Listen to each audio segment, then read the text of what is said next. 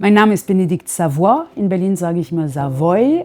Ich bin Kunsthistorikerin an der Technischen Universität in Berlin und forsche über alle Formen von brutalen Aneignung von Kunst.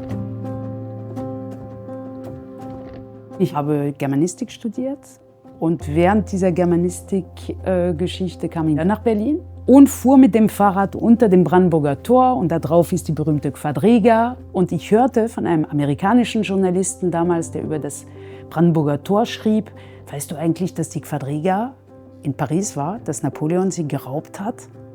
Ich wusste das natürlich nicht. Und er meinte, ja, wenn du nach Paris gehst, guck mal, ob du was findest zur Quadriga in Paris.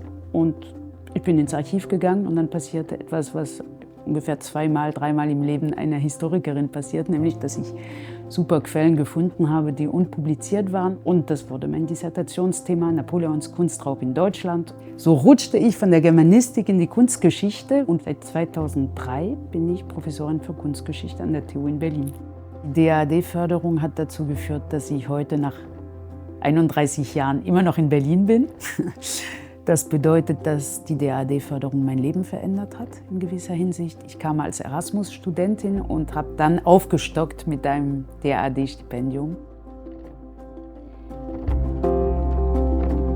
Die Geschichte der gewaltsamen Verlagerung von Kulturgütern hat ganz, ganz intensiv mit unserer eigenen Geschichte als Europäerinnen und Europäer zu tun. Wir haben diese großen Museen in unseren Hauptstädten. Diese Museen erzählten bis vor kurzem noch ungern, wie sie ihre Schätze gesammelt haben. Und das treibt mich an. Also im Grunde ein Bedürfnis nach Transparenz über die Herkunft dieser unfassbar reichen Sammlungen, die wir hier haben. Und ich denke, es treibt nicht nur mich an, sondern es ist ein kollektives Bedürfnis, zu wissen, woher unser Luxus kommt. Diese Geschichten sind zwar manchmal schmerzhaft, manchmal unangenehm, haben mit Machtverhältnissen der Vergangenheit zu tun, mit der wir uns heute nicht mehr identifizieren. Aber ich denke, es ist für die Zukunft extrem wichtig, auch fruchtbar und gut, dass wir uns darüber unterhalten. Und das verbindet uns. Ich sehe die Arbeit, die ich mache, es ist eine historische Wissenschaft. Ich bin Kunsthistorikerin, aber ich verstehe auch Kunstgeschichte als Zukunftswissenschaft.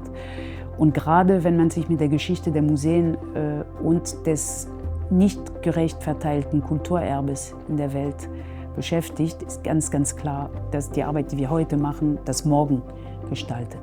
Die ganz große Frage, die uns hier an der TU in meinem Team bewegt, ist: Wie gehen wir um mit der Situation, die wir geerbt haben? Wollen wir heute zu Beginn des 21. Jahrhunderts einfach weiter so gehen, ohne darüber zu sprechen? Oder wollen wir dafür sorgen, dass in der Zukunft die Geopolitik des Kulturerbes eine etwas andere, ausgewogenere wird? Und ich bin sehr dafür, dass es sich etwas ändert.